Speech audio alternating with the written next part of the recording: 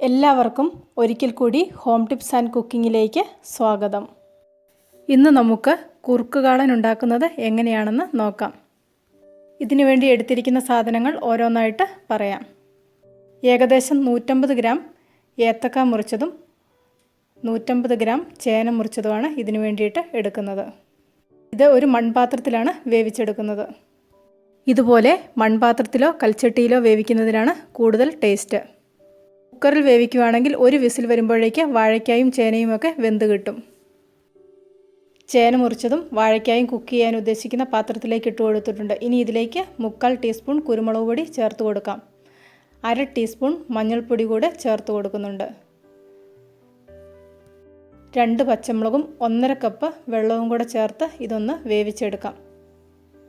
ഇതൊന്ന് ഇളക്കി കൊടുക്കാം. അടച്ചു വെക്കാതെയാണ് ഇത് വേവിച്ചെടുക്കുന്നത്. ഇടയ്ക്കിതൊന്ന് ഇളക്കി കൊടുക്കണം. ഇതിനു വേണ്ടിയിട്ട് ഒരു മുറി തേങ്ങയാണ് എടുക്കുന്നത്. ഈ സമയത്ത് ഇതൊന്ന് ചിരകിയെടുക്കാം. ഇപ്പോൾ ചേനയും വാഴയ്ക്കായും ഒക്കെയുള്ള കൂട്ട് നന്നായിട്ട് തിളച്ച് വരാൻ തുടങ്ങിയിട്ടുണ്ട്. ഈ സമയത്ത് തീയൊന്ന് മീഡിയം ഫ്ലെയിമിലാക്കി ഇട്ട് കൊടുക്കാം. ഈ കൂട്ട് വെന്ത് വരുമ്പോൾ ഇതിലേക്ക് തൈര് ചേർത്ത് കൊടുക്കണം. ഇതിനു വേണ്ടിയിട്ട് 400 ഗ്രാം അധികം പുളിയില്ലാത്ത തൈര് എടുത്തിട്ടുണ്ട്. ഇത് മിക്സിയിലിട്ടൊന്ന് അടിച്ചെടുക്കുന്നുണ്ട്.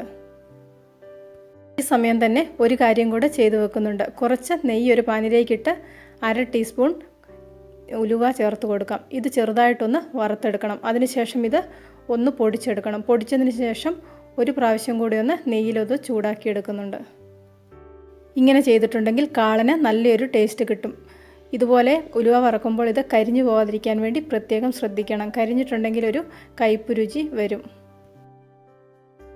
ഈ സമയമായപ്പോഴേക്ക് ചേനയും വാഴയ്ക്കായും ഒക്കെ വെന്ത് ഇതിൽ വെള്ളം വറ്റി വന്നിട്ടുണ്ട്. ഇനി ഇതിലേക്ക് മിക്സിയിൽ അടിച്ചു വെച്ചിരിക്കുന്ന തൈര് ചേർത്ത് കൊടുക്കാം. തൈര് ചേർത്തതിന് ശേഷം നന്നായിട്ടൊന്ന് ഇളക്കി കൊടുക്കാം. തൈര് ചേർത്തതിന് ശേഷം തീ കുറച്ചിട്ട് ഇതൊന്ന് ഇടയ്ക്ക് ഇളക്കി കൊടുക്കണം. ഈ സമയത്ത് നമുക്ക് അരപ്പും തയ്യാറാക്കാം.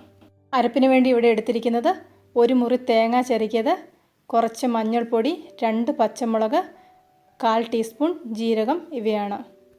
ഈ കൂട്ട് നന്നായിട്ടൊന്ന് അരച്ചെടുക്കണം. കാളൻ ഇപ്പോൾ നന്നായിട്ട് ചൂടായിട്ട് വരാൻ തുടങ്ങിയിട്ടുണ്ട്. ഇനി ഇത് ഒരു തിള വരുമ്പോഴേക്ക് ഇതിലേക്ക് അരപ്പ് ചേർത്ത് കൊടുക്കാം. ഇതിലേക്ക് നേരത്തെ ഉപ്പ് ചേർത്തിട്ടില്ലായിരുന്നു. ഈ സമയത്ത് ആവശ്യത്തിനുള്ള ഉപ്പ് ചേർത്ത് കൊടുക്കാം. ഇപ്പോൾ കാളൻ നന്നായിട്ട് ചൂടായി തിള വരാൻ തുടങ്ങിയിട്ടുണ്ട്. ഇനി ഇതിലേക്ക് നന്നായിട്ട് അരച്ച് വെച്ചിരിക്കുന്ന അരപ്പ് ചേർത്ത് കൊടുക്കാം.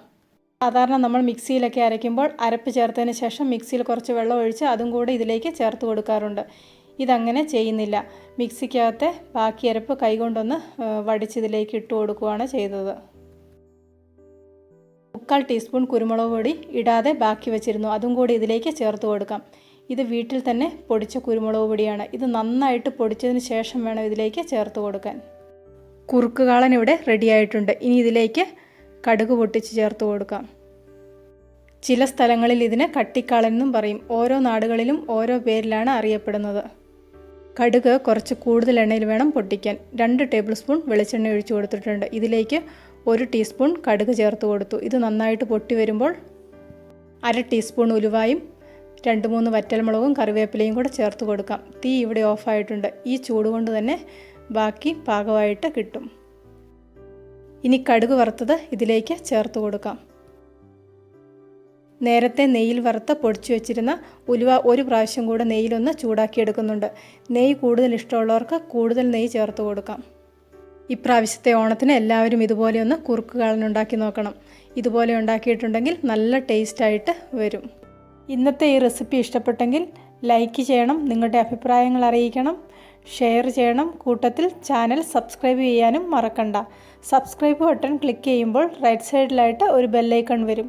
അതും കൂടി ഒന്ന് ആക്ടിവേറ്റ് ആക്കിയെങ്കിൽ മാത്രമേ ഞാൻ ഓരോ വീഡിയോയും അപ്ലോഡ് ചെയ്യുമ്പോൾ നിങ്ങൾക്കതിനുള്ള നോട്ടിഫിക്കേഷൻ കിട്ടുകയുള്ളൂ.